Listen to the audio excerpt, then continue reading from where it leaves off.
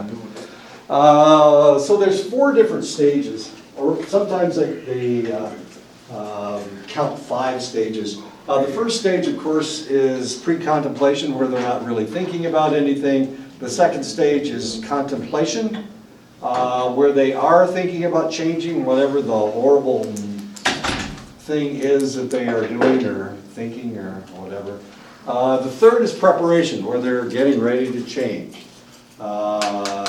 As you start counseling people, you're going to find out that this is the longest of all the stages, hopefully, not the pre-contemplation stage. If they're in the pre-contemplation stage, they're probably there by court order, which means they don't really want to change it. They don't think they have a problem. The contemplation stage is where they're going, maybe I've got a problem. The preparation stage is where they go, I've got a problem, I need to fix it.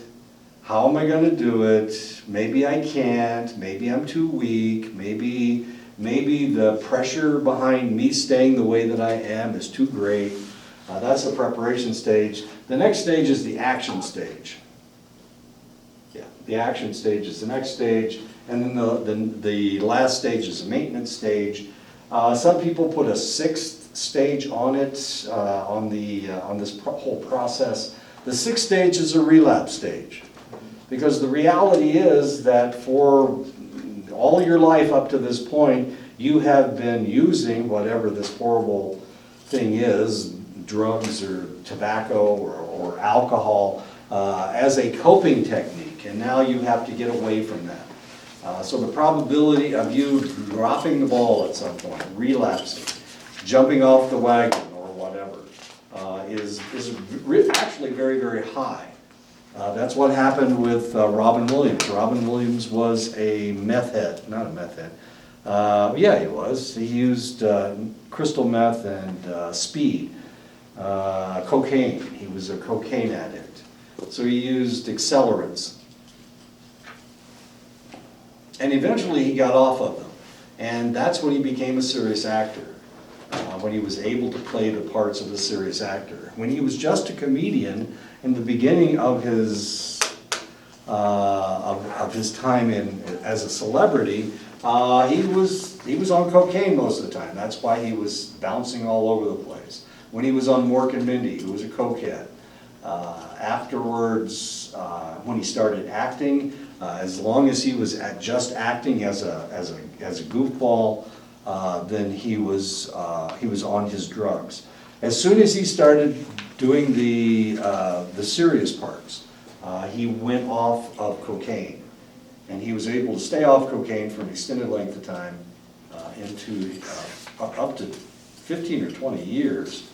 And then just before he died, he went off the wagon, and he went back to treatment, and everybody was so confused as to why he was going into treatment.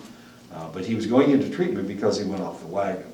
And then, of course, he committed suicide. And the reason he committed suicide was because with all the cocaine and with all the meth that he had used, he had really screwed his brain up, and he was in early stage Alzheimer's disease, and he didn't want to do that. Okay. That's why he killed himself. He really messed his head up when he was using cocaine. Really messed his head up when he was using crystal meth.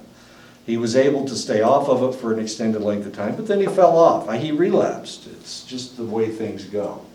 Just because you have a beer doesn't mean that, and you're an alcoholic doesn't mean that you're going to be an alcoholic for the rest of your life. You can get back on the wagon. Doesn't mean that your life is over. Anyway, so that's the relapse phase, and we're going to talk about the relapse phase in a minute. The third stage of readiness, of course, for change is preparation. The clients are ready to change and are looking for information. They may have already made some changes and are wanting to make more progress. Usually, a lot of times they will go, you know, I'm not exactly sure I can do this.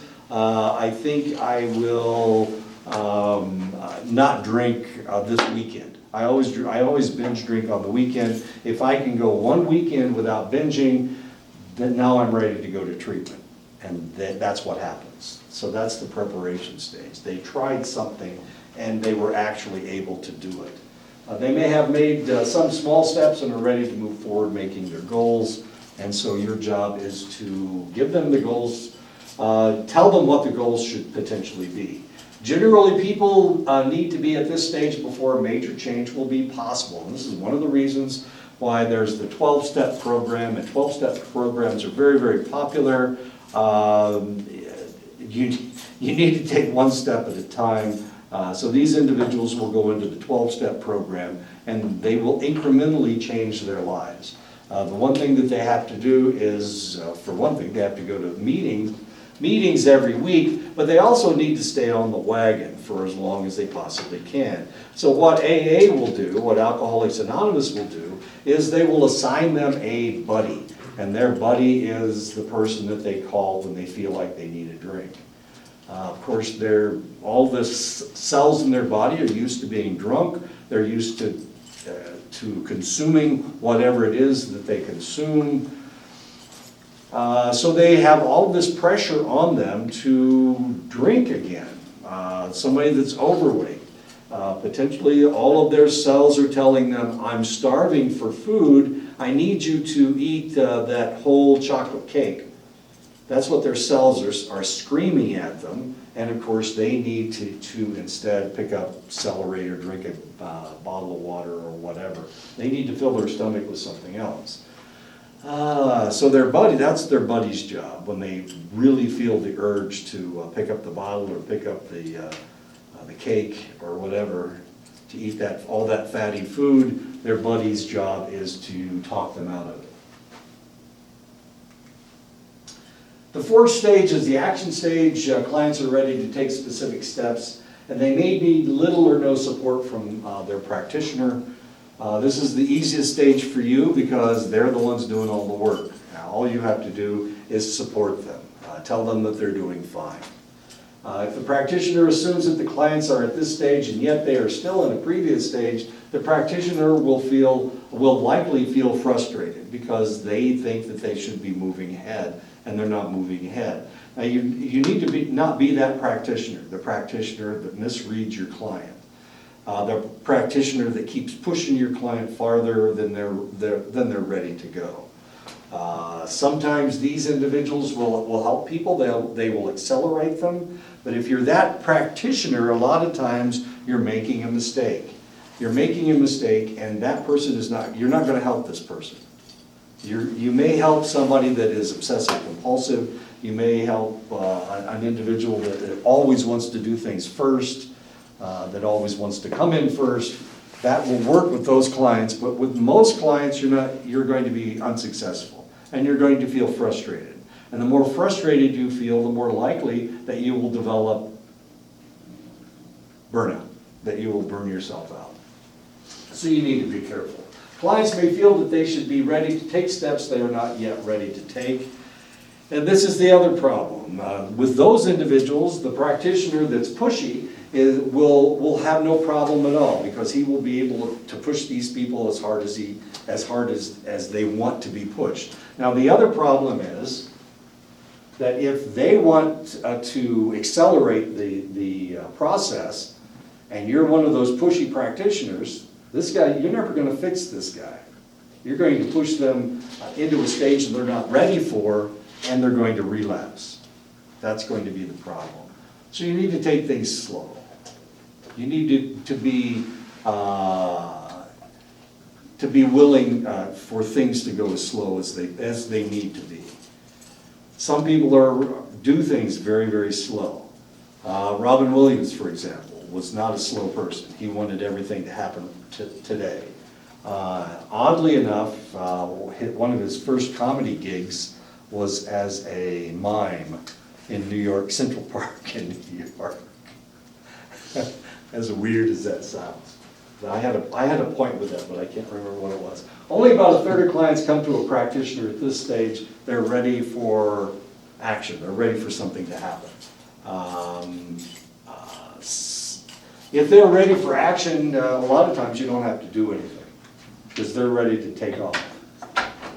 And a lot of practitioners would rather have clients like this. That way they don't have to do anything.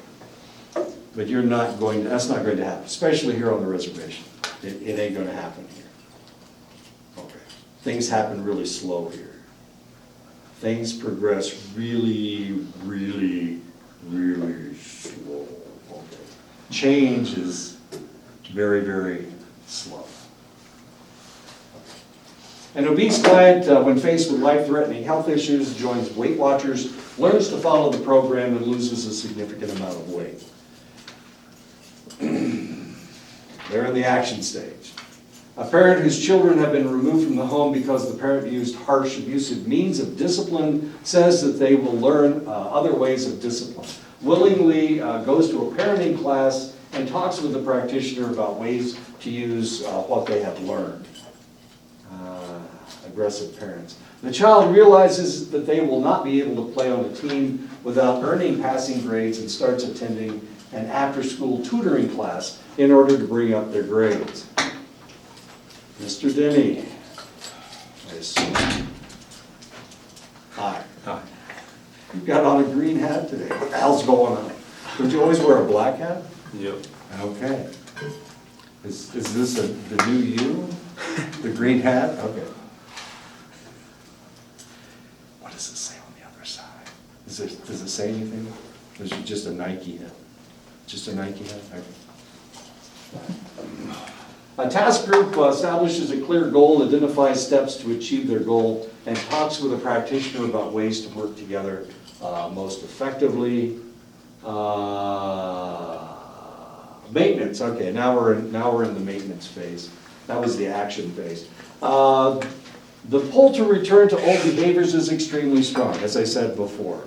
Remember, they've been conditioned to do this, maybe by their family, maybe by whatever. Something has conditioned them to be this kind of a person, to be the kind of a person that had a problem. Now they have to change, and they have to stay changed for the rest of their lives. Let's say that they grew up in a place where there were gangs. Oh, look, he's got a white shirt on today.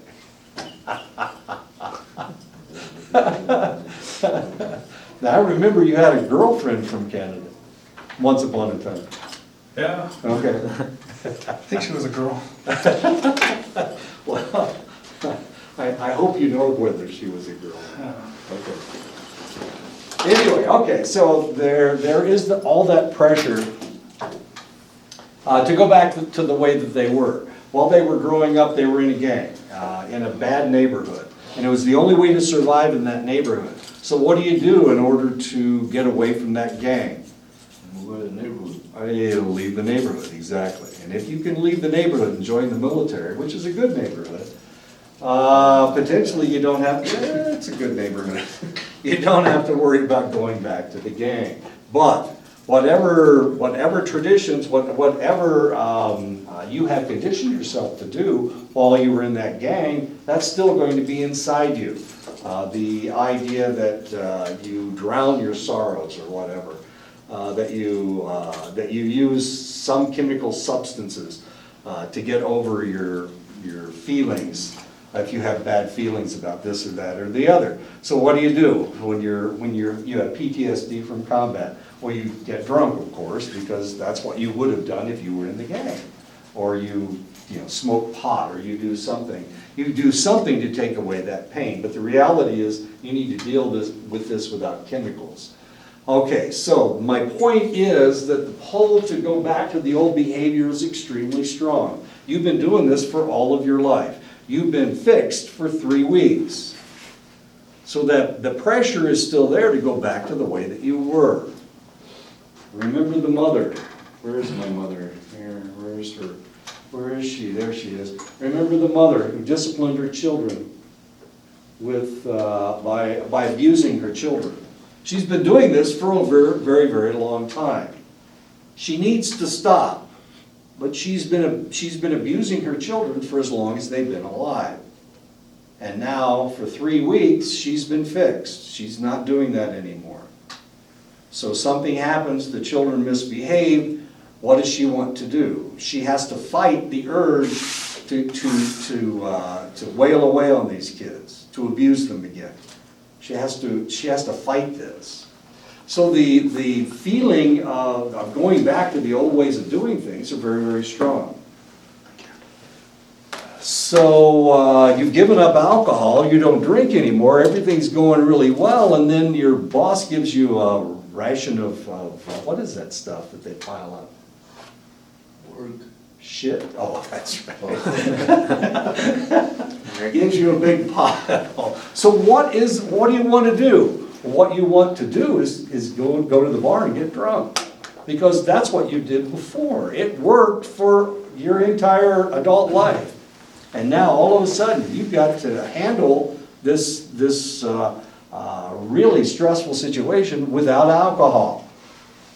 So this whole pressure to go back to the way that you were is very, very strong. Unfortunately, that's why maintenance is not the easiest thing in the world. Clients need to develop ways to cope with temptations and to reward day-to-day successes. I did not drink today. I'm a hero. I did not drink today. Even though I was under all of this stress, I still didn't drink today. I didn't smoke any dope today. Even though I was under all this pressure, I didn't smoke any dope. I didn't hit my kids, even though they were little shits. I still didn't hit them. I disciplined them in another way. I took away their Wildcrats or something on television. It is helpful to explore how past successes have been maintained and develop ways to maintain current changes. This is what you need to focus on as a counselor. They need to come in while they are still in maintenance, while they are still maintaining their good ways of doing things. Maybe they don't need to come in twice a week, but they need to come in twice a month so that you see these people from time to time and make sure that they're sticking with the program as that goes. He said, come on, you can move, there we go. It must be remembered that this stage can be very difficult, especially difficult for the individual. The old behavior was maintained before because it was rewarding or it was comfortable, it felt good, and you've been doing this for an extended length of time. It has been conditioned into your system. And now we have to recondition you or decondition you. First we have to decondition you, take away that whole conditioning process, then we need to recondition you to eat the Granny Smith instead of the chocolate cake. That's what we need to do. And you can do this. You can do it with visualization. If I eat that cake, it's going to burn a hole right through my gut, so I better eat that apple because the apple looks a lot better to me. I had 2 of these apples for lunch today. There you go. See what a good boy I am? I'm going to have 2 Granny Smith apples for lunch. Clients need to learn to cope with the old behaviors and temptations for the long haul, and that's not the easiest thing in the world. That's how you recondition the individual.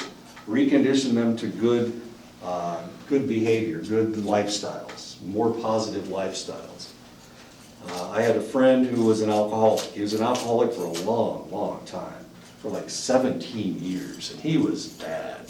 I mean, he would do crazy stuff to get his booze.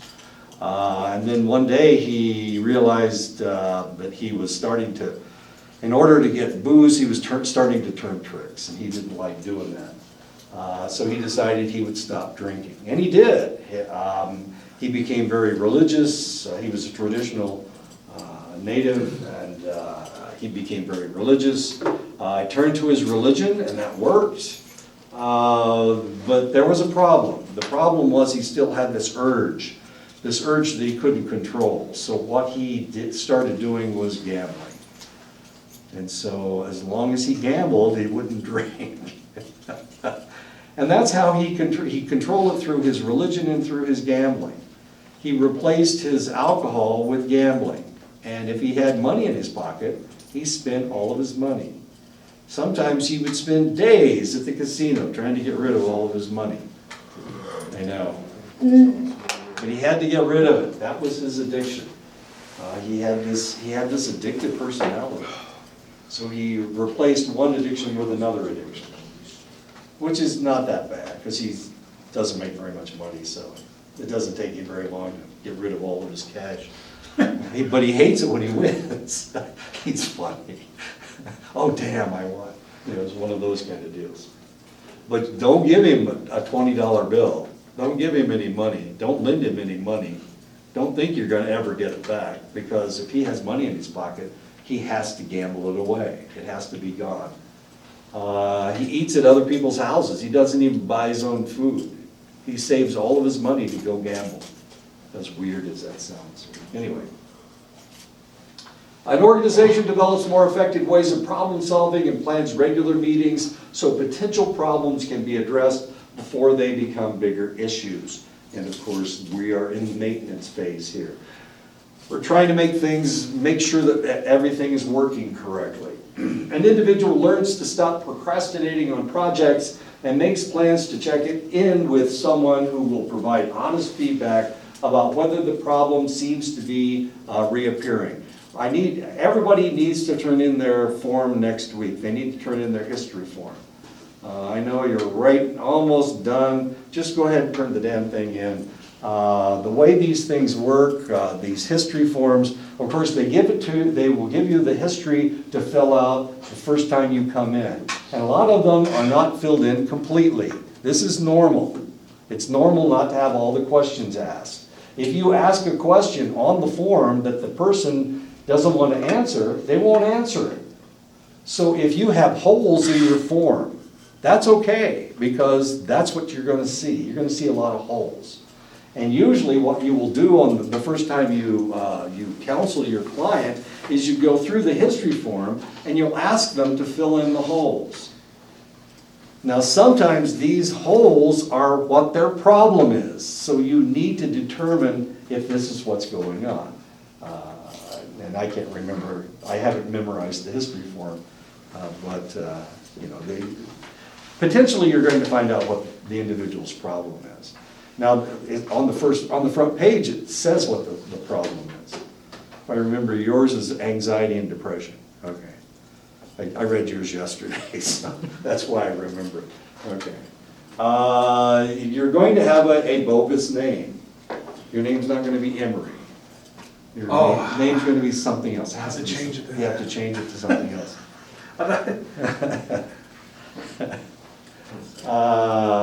So go ahead and turn them in, whatever you've got.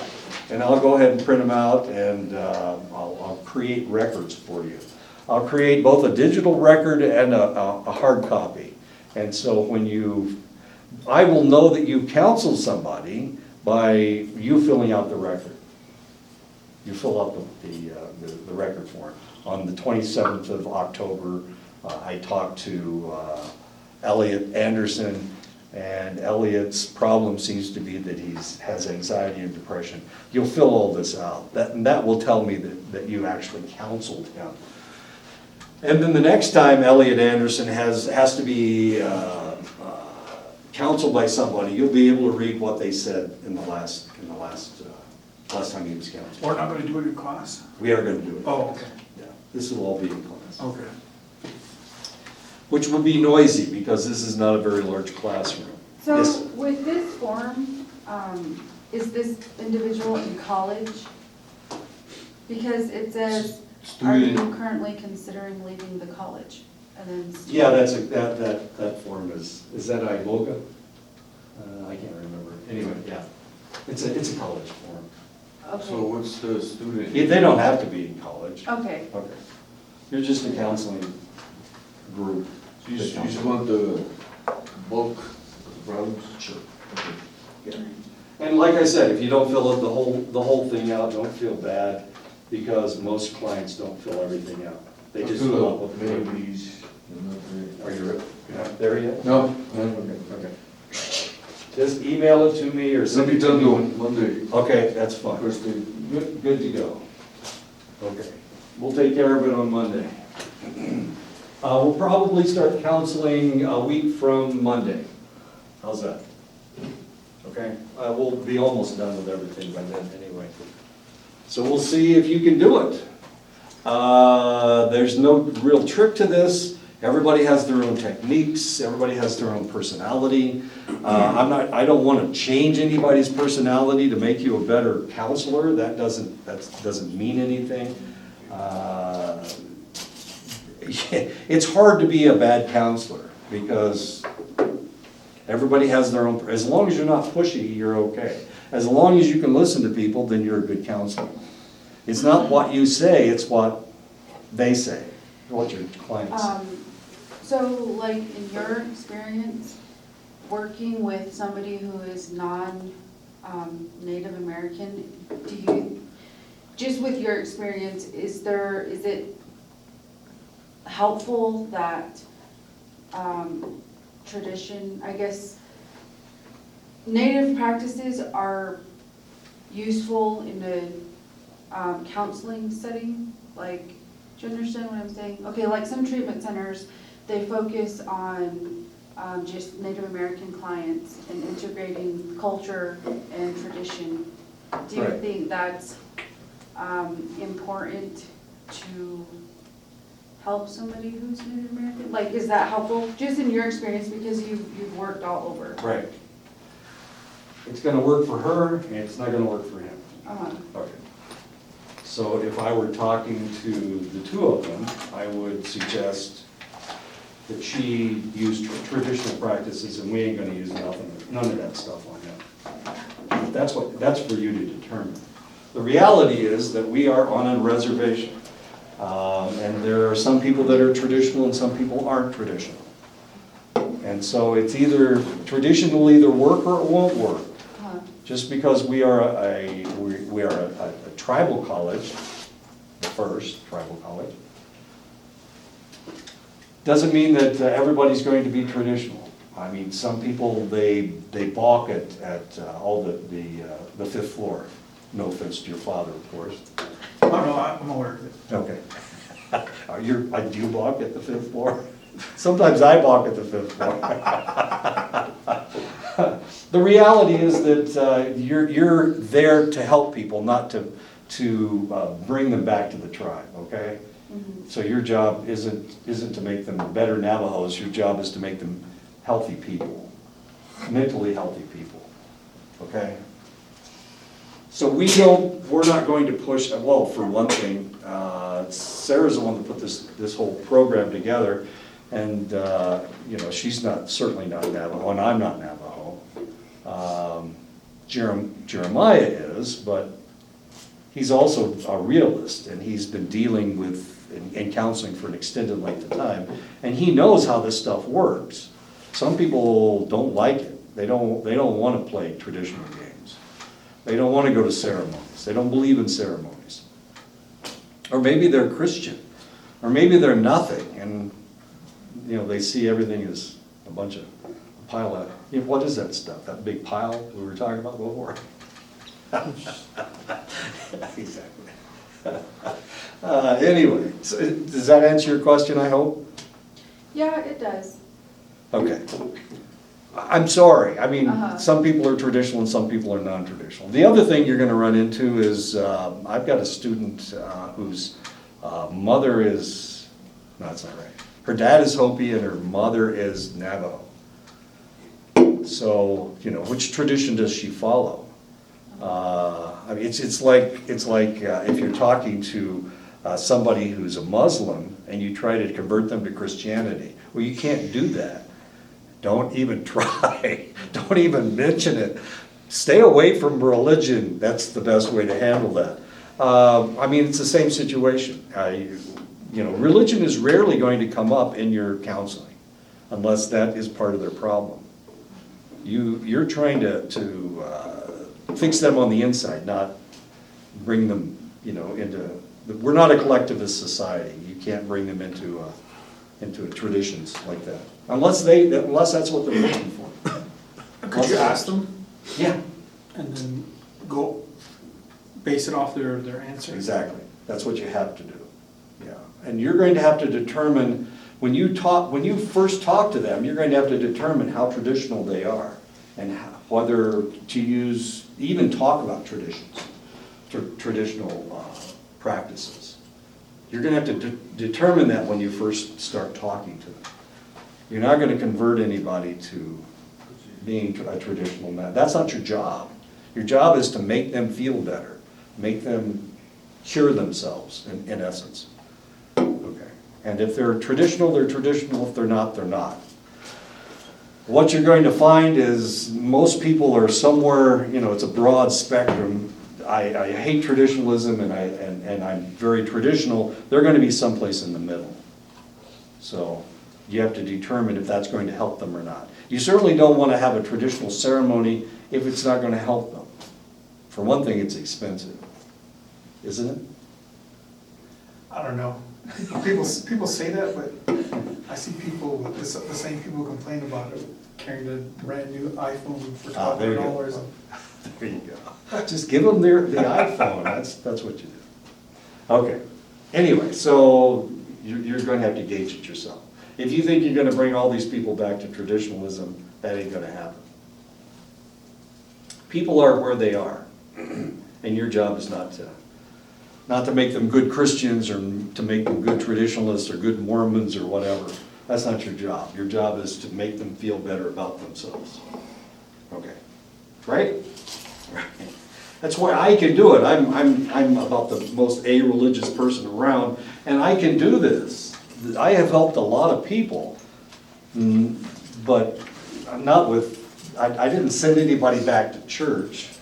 So if you want to do that kind of counseling, whether you're Christian or traditional or Muslim or whatever, if that's the kind of counseling you want to use, if that you feel that's a part of your strong suits to helping people, Right. then it's probably better that you seek out employment in those types of counseling centers than probably, right? Yeah, I mean, your dad works at First Nation. First Nation. And that works. I mean, we have preachers. It's known as pastoral care. We have preachers who counsel people. The individual that I worked with at Ashford University was a Lutheran minister. And he taught them how to help people, how to counsel people. But he didn't mention religion ever, hardly ever. Every once in a while he mentioned religion. But the whole idea is that that's not usually what their problem is. It can be their problem, but usually that's not it. It's usually something else. It's usually depression or anxiety. What's causing the depression or anxiety, it's how they were raised or whatever. But yeah, you can do that. I mean, of course, if you're a traditionalist and you're a healer, then do what your dad does. But of course, he doesn't see the clients that aren't Navajo. Usually, he doesn't counsel Hopis and Lagunas and Yeah, he does. Santa Domingos. Does he? He doesn't do ceremonies for them. Sometimes, yeah. Navajo ceremonies for. Yeah, like he does, I go see Hopi diagnosticians sometimes. Ah, really? Yeah, it's actually better to probably go see someone that's not in your community or. It's that right. Yeah, then you get You don't go to your dad. No, because what my dad says is when he's doing diagnosing, is because you have to interpret what's Right. there, and if you're already like, well, my son's procrastinates, or Right. he's lazy, and you already have those ideas, that can leak in, so he says Exactly. it's better to go see someone you don't know Right. outside your community. That's interesting. Say it again. Say exactly what you just said again. Listen to what he has to say about the procrastinating part. Well, my dad, because sometimes I asked him, I wanted to go get help, and I asked him if he could do it, and he said, if you really want help, he said, you should probably go seek out someone outside, someone like third party, unaffiliated, nothing to lose or gain one way or the other, because when you go see people that are related to you or something, they already have a preconceived notion, and that can interfere with the diagnosing. Exactly. Okay, so the probability that you're going to go back to your community to be a counselor isn't very high. You're better off if you don't. Just like your dad can't diagnose you because he has preconceived ideas about who you are. He sees you as a procrastinator or whatever. And he's right, you are a procrastinator. He's right. I don't need a crystal for it. Exactly. But he already has those ideas, so your problem may be something else, and he's missing it completely, because all he is seeing is you as a procrastinator.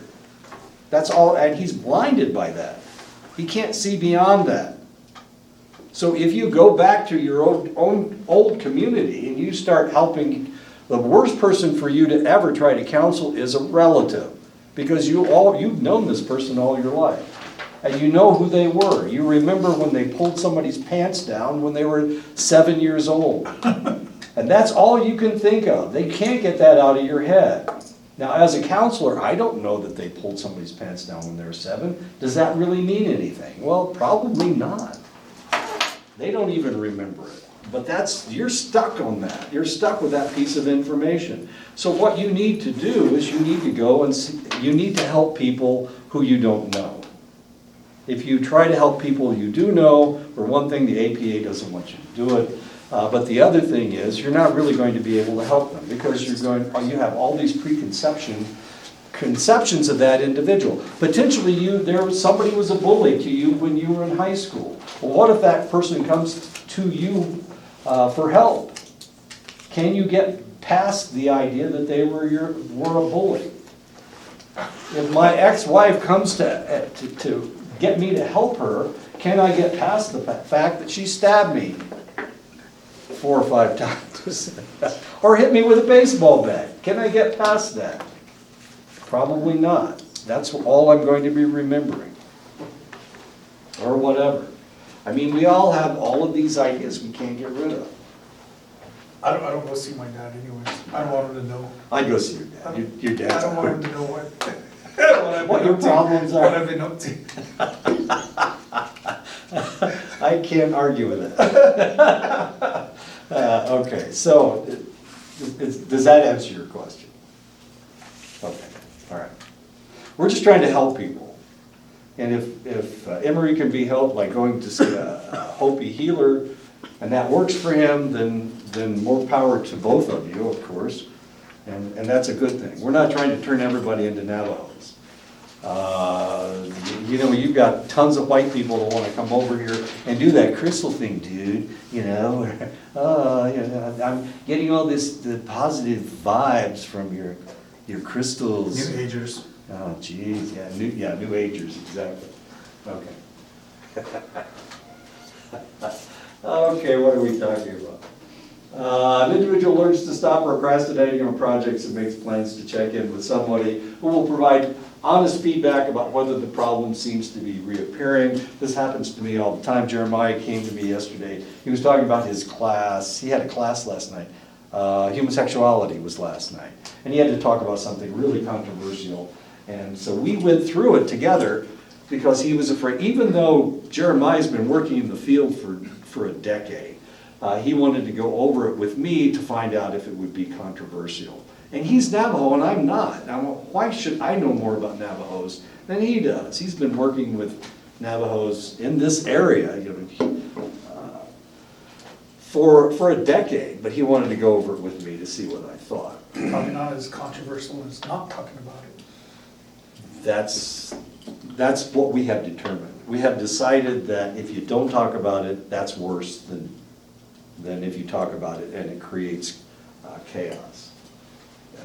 It needs to be dealt with, and if you don't deal with it, then now the problem isn't being nobody's trying to take care of the problem. So that's what we had to talk about last night. That's what he talked about. I didn't have anything to do with it. What was it? It was something. Something relatively controversial. A person who has had serious problems with alcohol abuse continues to be involved with AA, despite the fact they've been sober for years. My friend, who was an alcoholic for 17 years, has now been is a recovering alcoholic. He's been going to AA for 19 years, but he still goes to meetings, and he still leads the meetings. Of course, he doesn't go to Gamblers Anonymous, but he does go to AA. A person who has lost weight with the help of Weight Watchers and continues to attend meetings at least once a month, that's what you need to do. This is part of the maintenance, is going to AA meetings, going to Weight Watchers. Making sure there's somebody out there that you can talk to. Relapse is common, and a preparation for it needs to be a part of the whole process. We talked about pre-contemplation, contemplation, action, maintenance, and now we need to talk about relapse, because relapse does occur. It happened to Robin Williams, even though he'd been clean for a really, really long time. He used again, and he was afraid he was going to go off the wagon for good. So he went back to treatment, and then that's when he found out he had a problem. Can I ask a question about relapsing? What determines what a relapse is? Like say you've been sober 20 years and then you go out and you have some wine with some friends at a dinner and then you don't bother it again. Is that considered even relapsing? No, you stayed, you took a step off the wagon, but then you stepped right back on again, so you're okay. What No, a about relapse would be, binging? I'm under a lot of stress, so I binge one weekend. So what about like if you've been sober like 5-10 years or whatever, and then like you start using marijuana for medicinal purposes, is that considered relapsing? It all depends on how you feel about the marijuana. Are you using it as a medicinally? In your head, is this medicinal, or are you using it because of the THC and you're getting high? That's the question that you have to ask yourself. And as a counselor, that's the question I would ask you. Are you using this and are you using it to get high, or are you using it because for the medicinal purposes? I talked to this vet. He used to drink a lot, and he started smoking marijuana, and he said it helped him a lot. He Sure. doesn't have to drink anymore. And I just wondered, we were having that conversation, like, are you really sober? Like, did you Exactly. trade one for the other? Exactly. But he Like said, my friend who was the alcoholic who turned to gambling. But for him, he doesn't view marijuana as like a drug or narcotic. He views it as the same thing as like hydrocodone or tramadol. Sure. It's a medicine, and so. They are medicines until you start using too much of them. Yeah, I that's why I was asking, where's the line? I don't know where the line would be. Well, the line is in his own head. Is he using it to get high, or is he using it medicinally? I think he enjoys the high, but that's not why he does it. I think it's to help him calm down. Okay. He needs to be realistic with himself. He needs to ask himself that question. And he needs to determine whether he is doing it for the high or whether he's doing it for the medicinal purposes. Is it real easy to just switch Oh, yeah. addictions? Of course. Like you put one thing down, but you pick something Pick else something up? right back up, just like my friend with the gambling. He started gambling all of his money away almost immediately after And is that he the stopped. same thing like when addict goes through when they Sure. lie to themselves? Yeah. Or try to justify it in their mind? Right, yeah, what we can do, potentially what we could do, we could look at what areas of his brain light up when he's drunk and why he likes it. Then we could look at his brain when he's smoking pot. Well, certain areas of your brain are gonna light up anyway, but is the area of the brain that has to do with addiction, is that the area that's lighting up? That's how we would determine whether he's using again. He's just traded one addiction for another. It's the same way with hydrocodone. If you take a medicinal amount of hydrocodone and your pain goes away, now we're in good shape, but if you start taking enough hydrocodone that now you're getting high, now we know that you're addicted. And that's what happens with the opiates and opioids. So is That's- that a cross addiction? I'm sorry? A cross addiction? Yeah, exactly. And that's what he has to determine. He has to determine if he is using the marijuana to replace the alcohol. So it could be or it could not be. It just depends really on It depends on him. Makes sense. And a lot of it has to do with whether he's getting high when he is smoking the pot. Whether he's just smoking enough to take away his anxiety or whatever it is that he's trying to combat, or quiet down, I guess. Or if he's smoking to the point where he's getting stoned. He's starting to contemplate the palm. Oh, okay, I see what you're saying. Yeah, okay. So when you stop using it to treat something, but you're abusing it. Right, exactly. Okay. And he's the only one that knows that. That makes sense now. Yeah, good luck getting him to tell you the truth. It's a big subject in the. Yeah, it's huge, At the it's VA, huge. because a lot of people, we talk about, because at the VA, they just give you a whole bunch of different meds, where they try to just medicate you.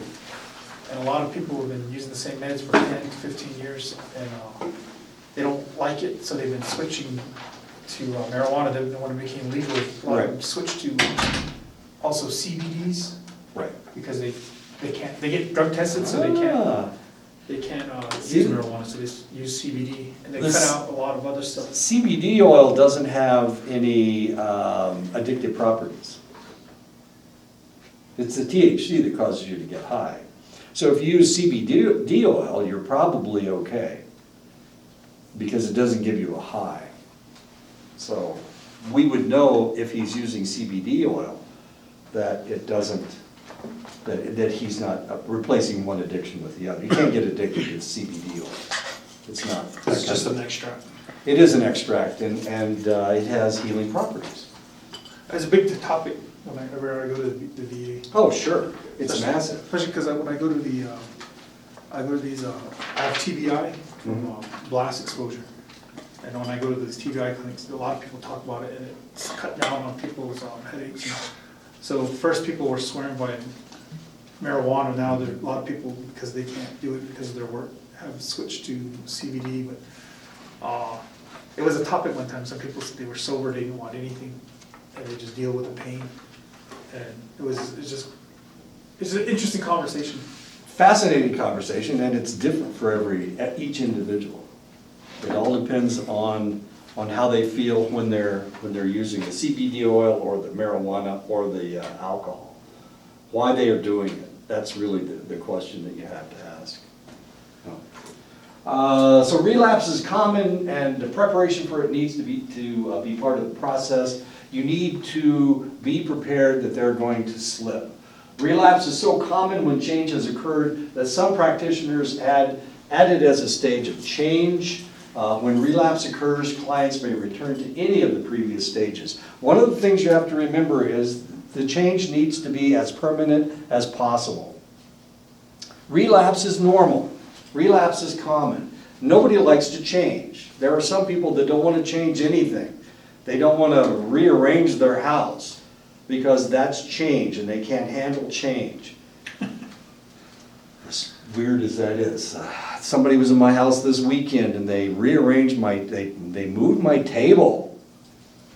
I don't care. My wife does it all the time. It doesn't bother me. But I won't rearrange anything, but she rearranges stuff all the time. I'm tired of it being this way. I don't understand that. So she moves the couch into the middle of the room or something. Drives me nuts. But I don't care because change doesn't bother me. So it's the job of the practitioner to determine which stage the client is in. Are they in relapse? Are they relapsing? Are they in a state of change? Are they in pre-contemplation again? Termination is the point at which there is no temptation to return to the old behavior. That's what we're looking for. We want to not terminate, that sounds like we're going to kill them. We want them to have changed their lifestyle completely. And they don't want to go back to the way that they were. They don't like the way that they were before. They don't want to go back to the gang. So that's not a possibility. There was a running back for the Dallas Cowboys, Emmitt Smith. Emmitt Smith was from the most horrible place you can possibly imagine.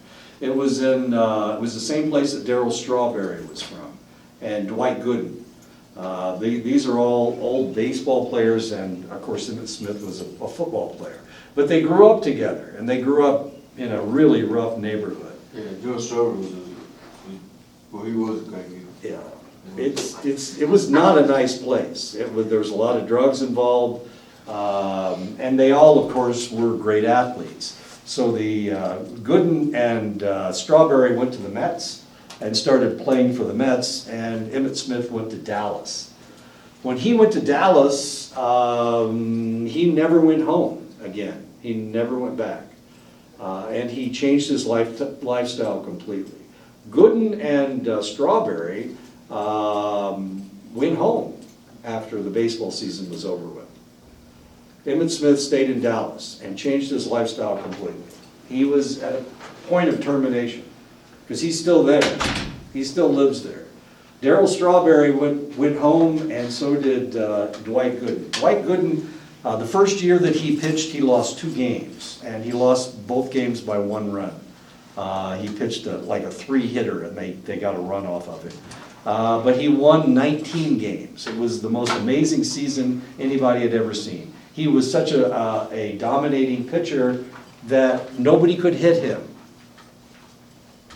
And when he went home after the season was over with, after he won the Rookie of the Year, of course, he went home, and guess what he did? He went back to his same old lifestyle that he was in before. He started using cocaine. He was never an average pitcher after that. He broke even. He was never the dominating pitcher again, because he started smoking pot and snorting cocaine. He started doing the things that people in his neighborhood would have done. Darryl Strawberry was the same way. He was a good ball player for about 3 years. He went down quick. He went down real fast. So did, both of them went down really fast. Emmitt Smith was a premier running back for decades, for about 13 years.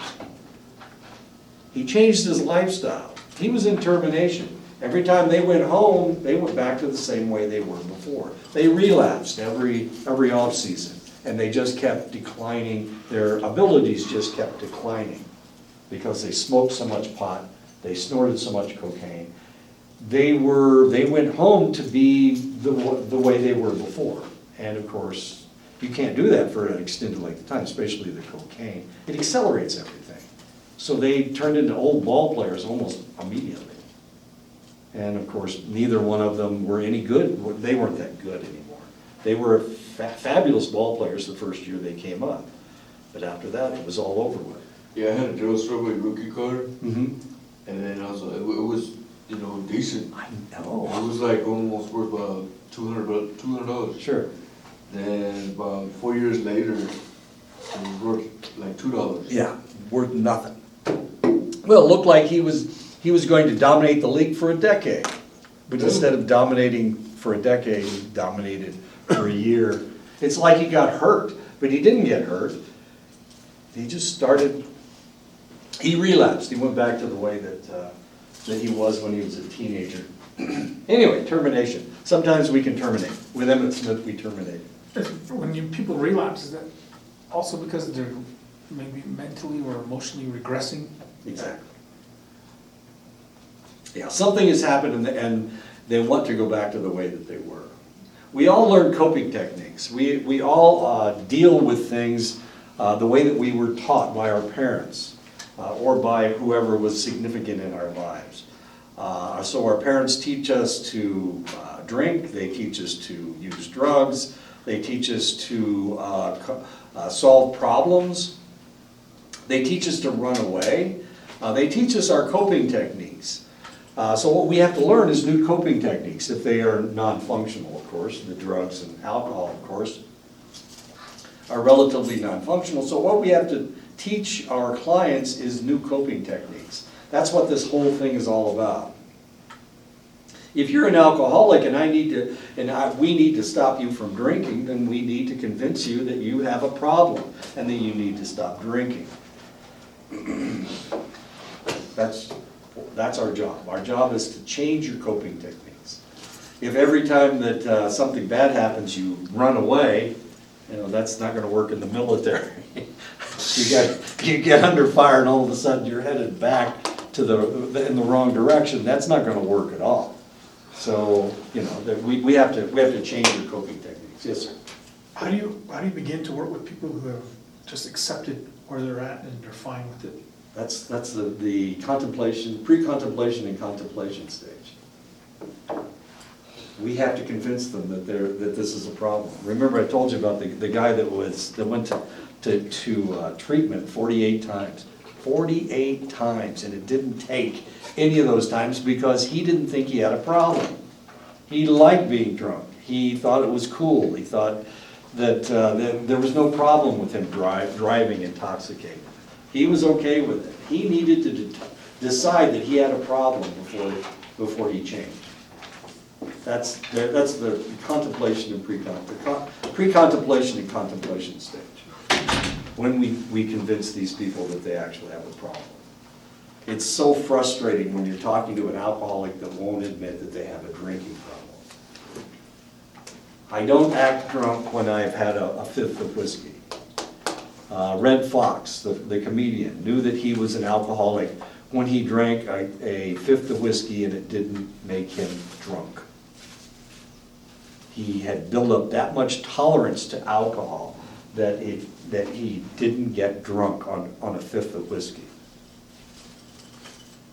Did he have a problem? Hell yes, he had a problem. He drank a whole fifth of whiskey without getting drunk. Sure, he's got a problem. He's an alcoholic. He needs to change. And at the end of his life, he did change. He stopped drinking. It's sad when old age forces you to stop doing what you should have stopped doing back when you were a teenager. But that kind of stuff happens sometimes. I know, my wife was driving me home from the airport and I said, you know, I don't feel 70. And she said, damn it, you don't act 70 either. She was mad at me because I act like a kid sometimes. As far as she's concerned, I'm a kid. But she's around all these old biddies. You know what a biddy means? You know what a biddy is? Just kidding. It's a chicken. It's a chicken. She's around these old chickens, these old hens, these old ladies, and she wants to act old. And of course, I'm around you guys. You guys are, except for Wilson, of course. You guys are young, so I act like you guys. Okay, which is a good thing. Okay, does that answer your question? I hope. Kind of, yeah, Yeah. it just, I think what you're talking about today, just, for me, it just highlights the importance of, it's really individualistic.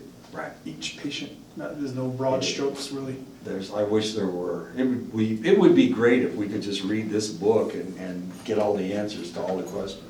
But the reality is, all it does is give you an idea of how you deal with people.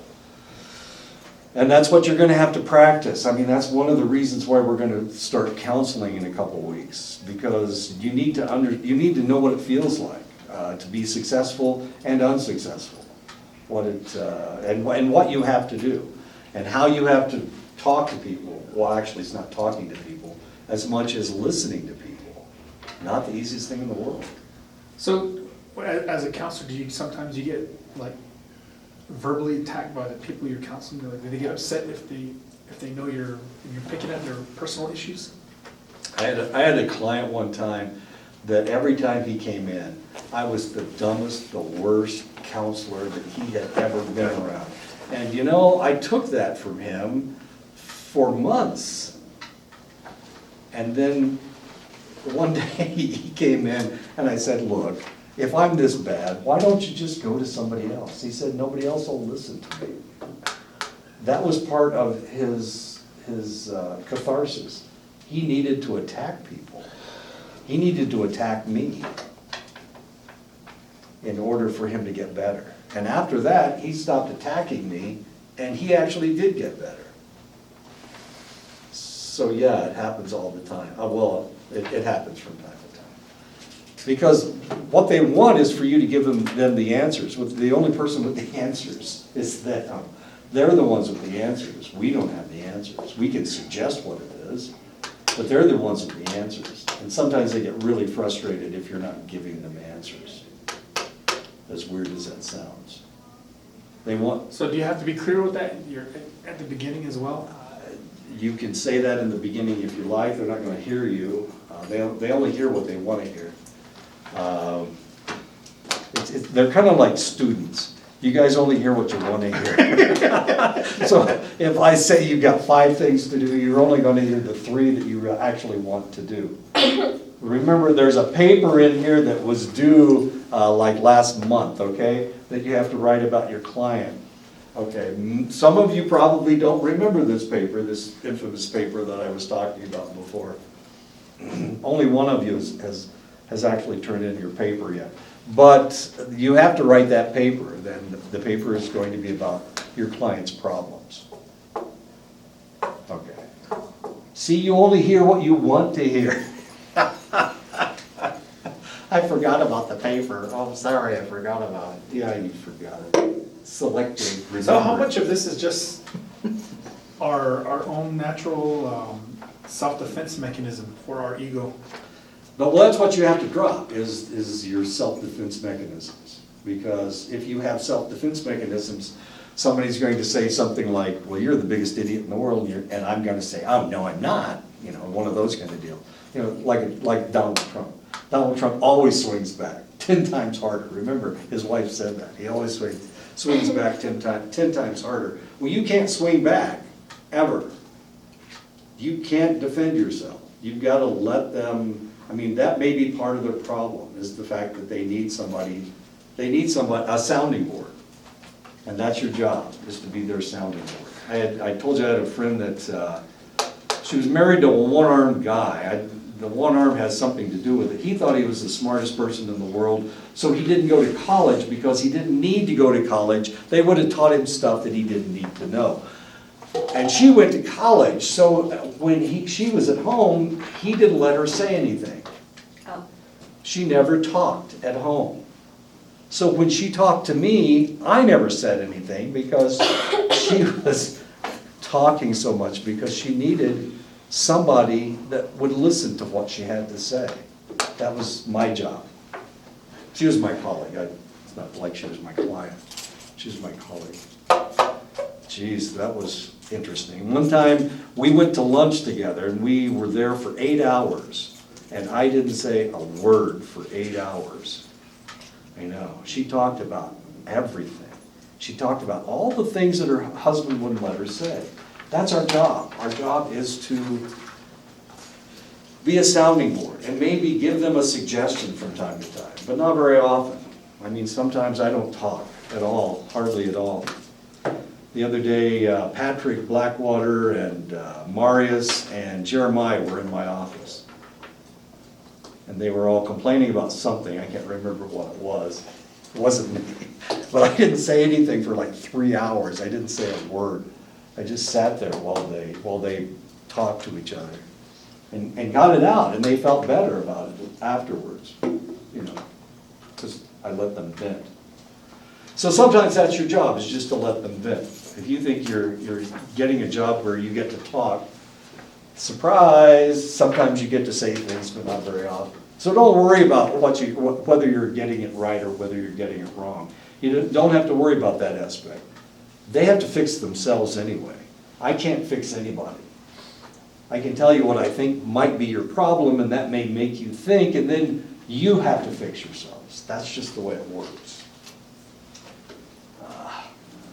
Easiest job in the world. All you have to do is listen. But it's the hardest job in the world because you can't say anything. You can't interrupt. I guess you can. If you do interrupt, that may be a problem. What if they ask you, what do you think? Exactly. That's exactly what they're going to ask you. And then you can tell them. And then they may argue with you, like me, I mean, with that one client. Anytime I said anything, it was the dumbest thing you'd ever heard. It was always wrong. Everything I said was wrong. Now, how could I be so stupid that everything I said was wrong? I was never, ever right. Now, why in the world would that happen? What could possibly have happened to him in his life that the one person that actually listened to him would be completely wrong? What could possibly have happened to him in his life? Because his thinking's the only one that matters. Or what he's thinking. Well, he had been talking to somebody who thought that. he said didn't matter. Maybe his That's a parent- good point, yeah, that's exactly the problem. The problem was that somebody had told him that what he said didn't matter. I was just, maybe his parents exhibited that kind of behavior to him. Exactly, it was his dad. It was his dad. Turned out to be his dad. The one person that he never talked about his mom. Talked about his mom endlessly, but his mom never said anything. He never talked about his dad, and his dad never would listen to a word that he had to say. And every time he did open his mouth in front of his dad, whatever he said was stupid. Now, all of a sudden, I'm stupid because I'm the one that's listening to him. Exactly. That was it. And that's how he fixed himself. He fixed himself by getting all of these, his doubts about himself out by attacking me. It worked. He's fixed today. He was the grumpiest guy you've ever met. He was just terrible. Nobody wanted to have anything to do with him. I was like his fifth counselor. And as I said, after a couple of months, I was ready to bail myself. But I didn't, and that's when he started fixing himself. He needed all this time, he needed to get all this stuff out, all these years of being insulted by his father, exactly what you were saying, Scott. You got it right on the nose. That's what happened.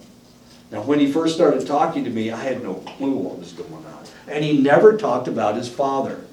Was it his mother? Was it his girlfriend? Was it his wife? Was it his kids? It didn't have anything. Was it his job? Didn't have anything to do with that. And that's all he ever talked about. It was his dad. It's the one thing he didn't talk about. It was his dad. Because his dad wouldn't let him say anything. I know, as weird as that is. This is too much fun. Assessing stages of change, one of the questions that you can ask when you do get to talk, do you currently have a problem with whatever? Do you currently have a problem with your mother? Do you currently have a problem with your father? And I asked him about his father. And he gave me no answer. He started talking about his mother again. For a while, I thought he didn't have a father, that he was living in a single-parent household. But there was power there that he never talked about. So I knew that he had a father, and I knew that something was going on. And the more he talked about, or didn't talk about his father, the more I knew that that was the problem. That's weird. There's Jeremiah right there. Who wears hats these? Oh, look right there. I was just making fun of your hat. Oh, there you go, there you go. There you go. I didn't erase that, I'm sorry. Oh, is it dirty stuff? No, Oh, it's okay. human sexuality. Okay. Oh, yeah, sex, I can see it. Yeah, there you go. All right, that's it. Well, let's see it, Jeremiah. It's funny. There's something wrong with that. He says the same thing about me. If yes, then then the client is in contemplation, preparation, or action stage. If he tells you he currently has a problem with something, at least he's thinking about it. Now, the problem with this individual was that he was in the preparation stage as far as his father was concerned, but he couldn't talk about his dad because it was too painful for him to talk about. If no, then the client is in the pre-contemplation stage. They don't admit that they have a problem at all. This is where you're going to be with a lot of alcoholics. Alcoholics think that this isn't a problem at all. They can control it. Remember when they were 12 and they first started drinking? They could control their alcohol. And they've really never changed as far as their brain is concerned, despite the fact that they binge every weekend. They can control it. They don't drive when they drink. So obviously they don't have a problem at all.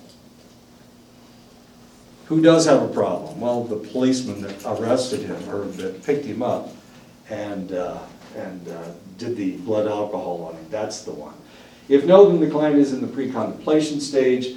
Do you intend to deal with the problem? A good question. Do you intend to deal with the problem? If the answer is someday, then the client is in the contemplation stage. Someday I will deal with this.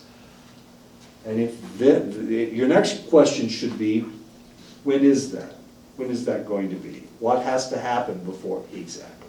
That's exactly what you're gonna see. They're not gonna say a damn word, they're just gonna go, no. If the answer is in the next few weeks or a specific date, then they're in the preparation stage, they're thinking that they need to fix themselves.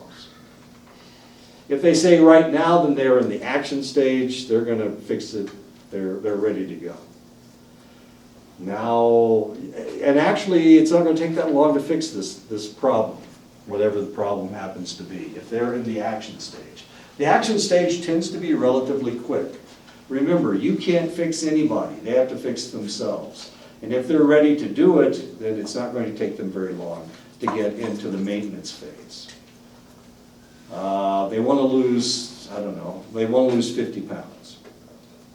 If they're ready to start today, if and you're gonna run into this, if you run into somebody that needs to lose weight, you're gonna run into somebody like my wife. My wife will diet, but she will not exercise. Now, the reality is, if you don't diet and exercise at the same time, you're not gonna lose any weight. And I've been telling my wife that for, geez, how long have we been married? 40 years? I've been telling her that for 40 years. She needs to exercise, and she hates it when I do that. She gets very angry with me when I tell her how to fix her weight problem. She knows and I don't.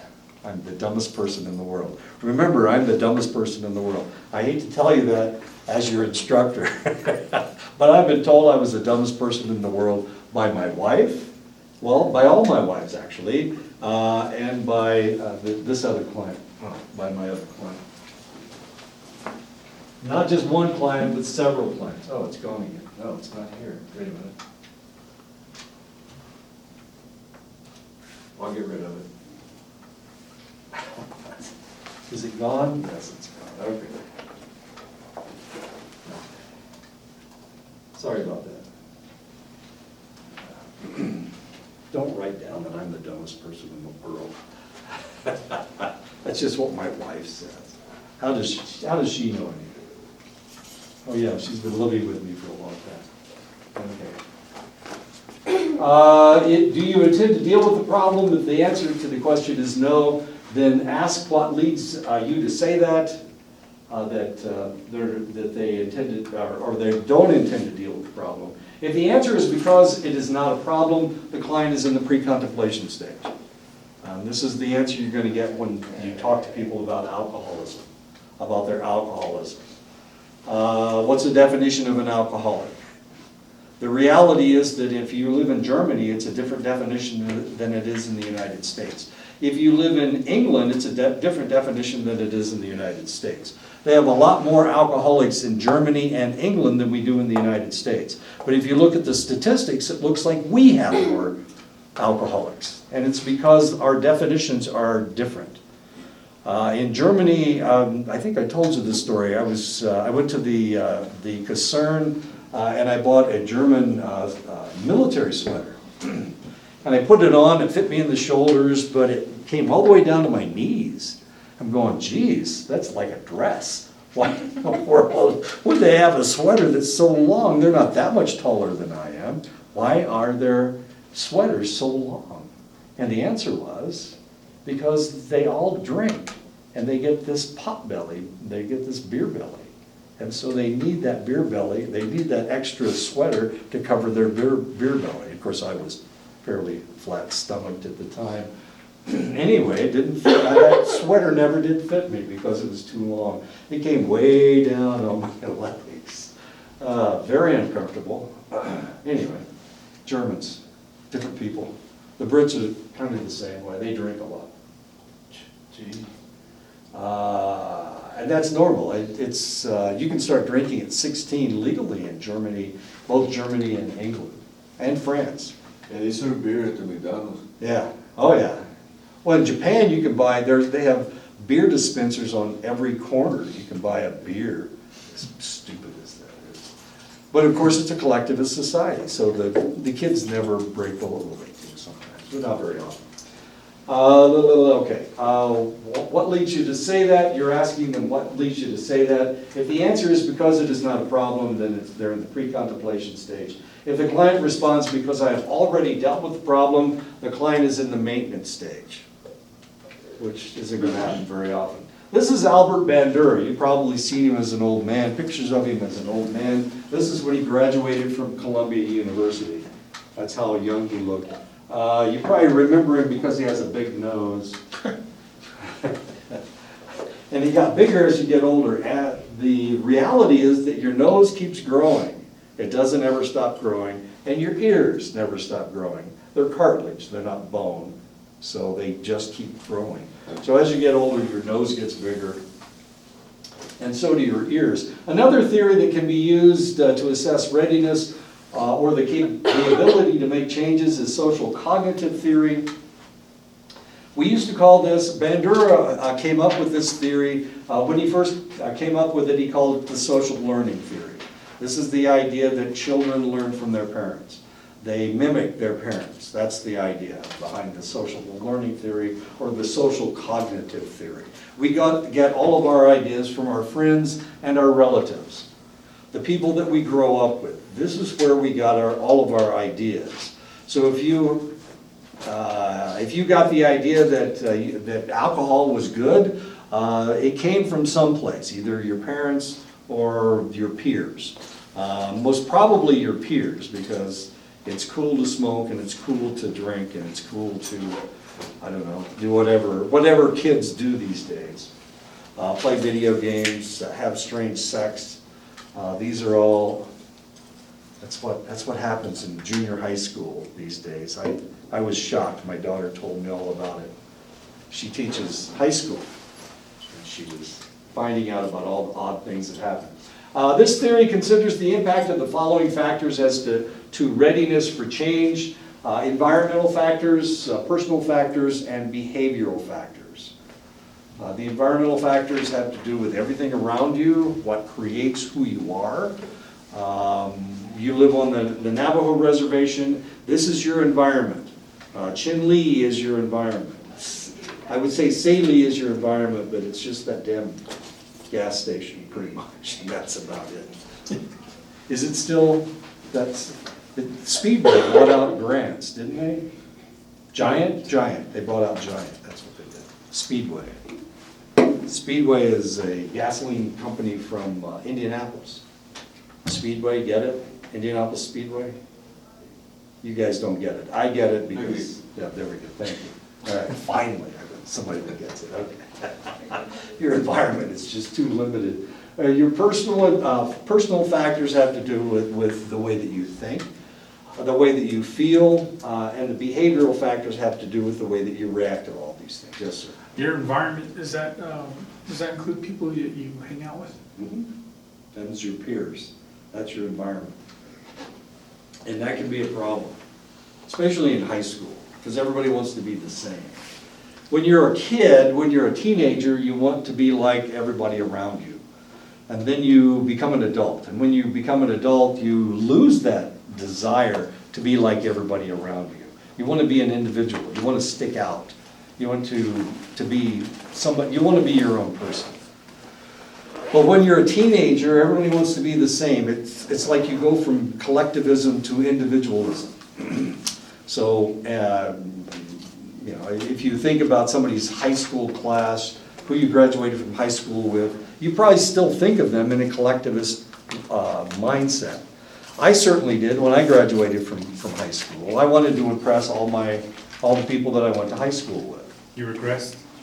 I didn't regress. No, I went to college and I realized, God, they were a bunch of jackasses at my school. This is much better. College kids are a lot more fun. Well, they've got different ideas, and everybody in my high school had the same damn idea. Everybody had to have the same ideas. So they not only had to act the same, they had to have the same ideas. They all either had to be Democrats or Republicans. I know. They were Democrats when I graduated from high school. Now they're all Republicans. All these people, they're very, very conservative, as stupid as that sounds. But I went to a liberal college, and so I kept that mindset, that liberal mindset. Anyway, it's time to go. We'll pick this up next time with Albert Bandura, and I'll show you some more really cool pictures of really cool people. I hope I didn't talk anybody out of becoming a counselor.